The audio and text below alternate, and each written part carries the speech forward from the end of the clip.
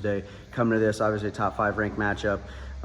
You guys got some people out, they got some people out. What did you see tonight that maybe you were hoping to see from some of the maybe the outliers or maybe the not ranked guys to kind of put a stamp on Alburnett? Not to be cliche, but I think you saw some things from guys like, hey, it's on my shoulders now. Where you're missing a rowdy neighbor, you're missing an athlete DeWitt. So they can step in and chill. They can step in and chill and go to battle for the team. And plus, that's an awesome atmosphere. Who doesn't want to wrestle in there? Yeah, absolutely. I mean, you got same at tournament, but just didn't work out with the dual state, state duels or anything like that. So, getting your hands on those guys early, I'm gotta imagine it's important for you guys. Well, I mean, I reached out to him in the fall, and I said, hey, you want to get together for a duel? And he, Coach Costin, he's like, yeah, let's do it. And so, not very often, maybe if ever, I don't know, a 1A duel, a single duel like that turns out with that many people in the crowd, that kind of atmosphere. So you want to put these guys in those positions because, just to enjoy the experience. Mm-hmm. They're competitive teams, and that's why we're going to Benton on Thursday. They're a competitive team. You try to reach out and get into those competitions just because it better prepares you for the future. And then you're in Battle Waterloo, and then it's, Absolutely. So, yeah, it's good stuff. Yeah, Battle Waterloo's going to be absolutely stacked this year. Yeah, it's going to be crazy. What have you seen from your freshmen that are in the lineup right now?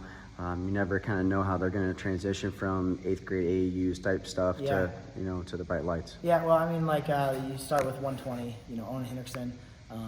He got horsed a little bit, Liam Outfinger's a tough wrestler, and he's big. He's big for 120. And so, I don't think you got to see Owen Hendrickson yet. And that's fine. That's fine. We don't need to until February.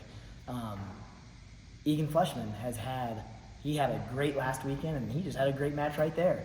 And so what you see is potential. Mm-hmm. And then you run with it.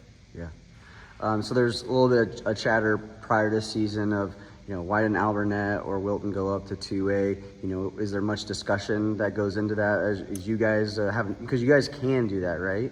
If you want to, you can elect to go up. But you can opt up. I don't know when that opt-up date is, but if we had the opportunity to opt up, I'd say no because I'm not going to run. I'm going to go get them. Absolutely. So what other marquee, obviously Battle Waterloo next weekend, this week is crazy. So what other stuff is circled on the calendar for you guys? The second semester, honestly, the way where our minds are working right now, we're first semester focused, and so we get to the Battle of Waterloo, then we reset and we look at what's forward. We're going one competition and one weekend at a time, so honestly, I'm not sure what's circled on that second semester. We're just going next duel, and making sure we're our best at that moment. How many years have you been here now?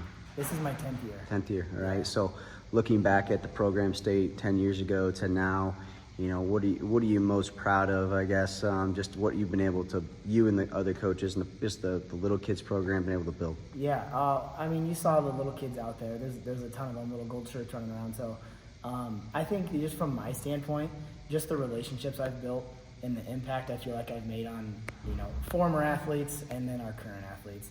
I asked them to do certain things that I don't know if most coaches would get their athletes to do. Maybe they would, but I feel like I have a pretty special bond, especially with the senior group right now.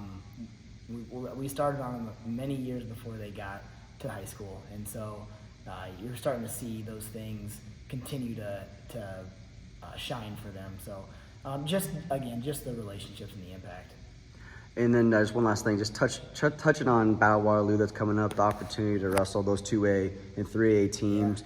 What is your guys' goal going into that tournament every year, and obviously this year facing some great teams? Yeah, as a coach, I want to be top 5. I'd love to be in that gold duel or that gold bracket, but holy smokes, there's some dudes for teams in there. So if that's where we land, that's where we land.